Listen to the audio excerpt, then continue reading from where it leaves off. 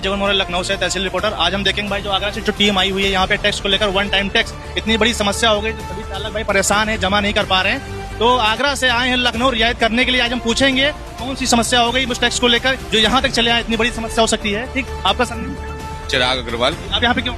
जो सरकार ने वन टाइम टैक्स लगाया उसके खिलाफ कमिश्नर ट्रांसपोर्ट कमिश्नर को ज्ञापन देने। तो क्या आप मतलब क्या रियायत चाहते हो? हम ये रियायत चाहते हैं कि जो पहले चला आ रहा था टैक्स में उसी तरह से टैक्स को दोबारा से चालू किया जाए। सर आपका?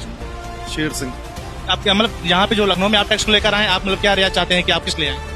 देखिए मेरे पास 10 गाड़ियां हैं, 10 गाड़ियों के ऊपर 18 से 20 लाख की लायबिलिटी आ रही है। इतना इंतजाम मैं नहीं कर पाऊंगा, इसलिए मैं देने में असमर्थ हूँ टैक्स। इसको गवर्नमेंट को पुराने तरीके से इसको कर देना चाहिए, क्वार्टरली, ईयरली और वन टाइम का भी ऑप्शन कर दे। जो दे सकता है वो दे दे।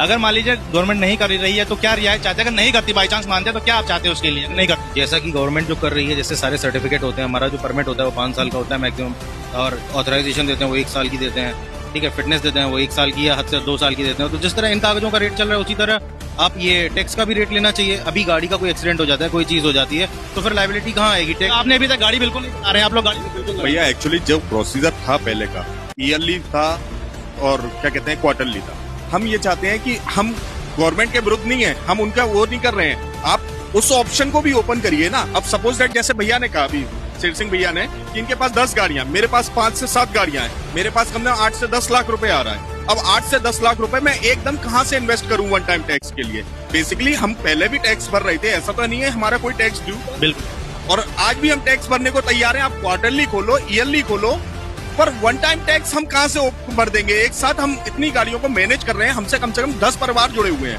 10 ड्राइवर चला रहे हैं हमारी गाड़ी, 10 परिवार जुड़े हुए हैं। अब हम वो गाड़ियां नहीं चला पाएंगे, वो 10 परिवार की जिम्मेदारी कौन लेगा? ट्रांसपोर्ट कमिश्नर लेंगे या कौन लेगा? क्या समस्या है सर? मेरा नाम कृष्णकांत राय है। जैसा कि मेरे नाम से भी 10 गाड़ियाँ रजिस्टर्ड हैं आगरा में, यूपी में। और हमारी सबसे बड़ी जो पीड़ा है वो ये है कि जैसे कि एक साथ वन टाइम टैक्स लगा दिया गया, उस कंडीशन में हमारे लिए बहुत बड़ी एक जिम्मेदारी खड़ी कर दी गई है। मान लीजिए हमारे साथ 8-10 लोग जुड़े हुए हैं, उनकी जिम्मेदारियों को पूरा करना, गाड़ियों की जिम्मेदारी को पूरा करना, एक साथ लाइफ टाइम टैक्स को ऐड कर देना।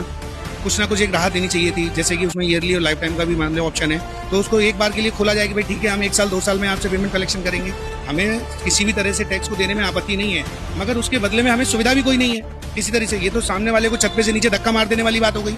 तो जैसा कि मैं यहाँ देख पा रहा हूँ कि जो आगरा से चालक टीम आई हुई है, टैक्स को लेकर एक समस्या बहुत बड़ी इनके पास आ गई। तो कुछ अगर मान लीजिए वो रियायत को लेकर आए कि क्या आज देखते हैं कि मतलब जो यहाँ की गवर्नमेंट है क्या वो रियायत देगी और नहीं देगी, कि पूरा वन टाइम टैक्स जमा करेगी और नहीं देगी तो क्या रियायत करेगी 3 महीने या साल भर का जो भी कुछ